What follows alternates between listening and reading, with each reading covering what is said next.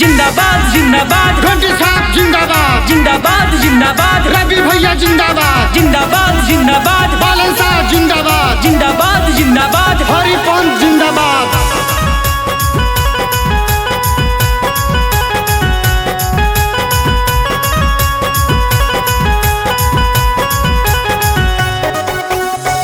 जागल बाड़े जानता उठावा तारे डांटा आई रे गोइले ना हो बालन आई रे गोइले ना हो जानता घंटी छाप में मोहर लगैबे रे करी है ना हो जानता घंटी छाप में मोहर लगैबे रे करी है ना।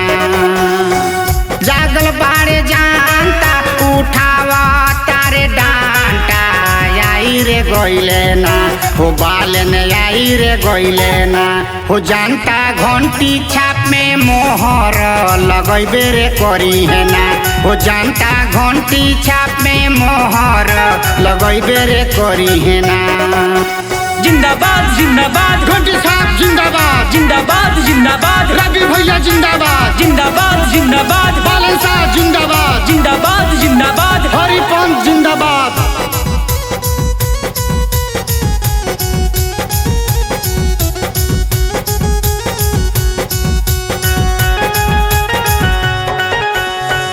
बड़ा दिनवा से जनता या सारा लगवले बड़ा दिनवा से जनता या सारा लगवले आसारा लगवले हो आसारा लगवले नियर आइल जाता नियर आइल जाता भोटा के समैया आई रे गोइले ना बालन आई रे गोइले ना हो जानता घंटी छाप में मोहर लगैबो रे करी है ना हो जानता घंटी छाप में मोहर लगैबो रे करी है ना।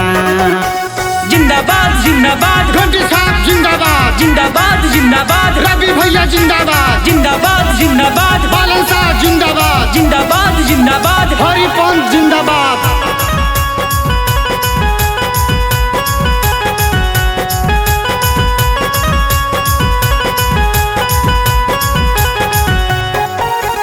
हमनी के लागेले भैया हो जनता के लागेले बउआ हो हमनी के लागेले भैया हो जनता के लागेले बउआ हो। अब फिर के सरकार बालन के बने संसद में बाजी घंटी हो अब फिर के सरकार बालन के बनी जनता के बाजी घंटी हो जनता के बाजी घंटी हो जनता के बाजी घंटी हो। अब फिर के सरकार बालन के बनी संसद में बाजी घंटी हो अब फिर के सरकार बालन के बनी संसद में बाजी घंटी हो।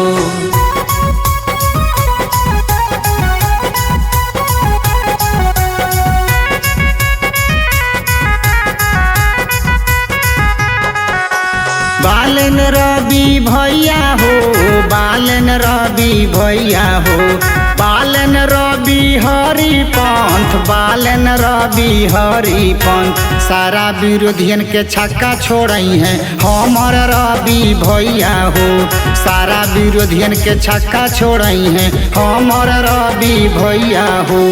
बालन रवि हरिपंथ बालन रवि हरिपंथ बालन रवि हरिपंथ बालन रवि हरिपंथ सारा विरोधियन के छक्का छोड़ई है बालन रवि हरिपंथ सारा विरोधियन के छक्का छोड़ई है बालन रवि हरिपंथ सारा विरोधियन के छक्का छोड़ई है बालन रवि हरिपंथ।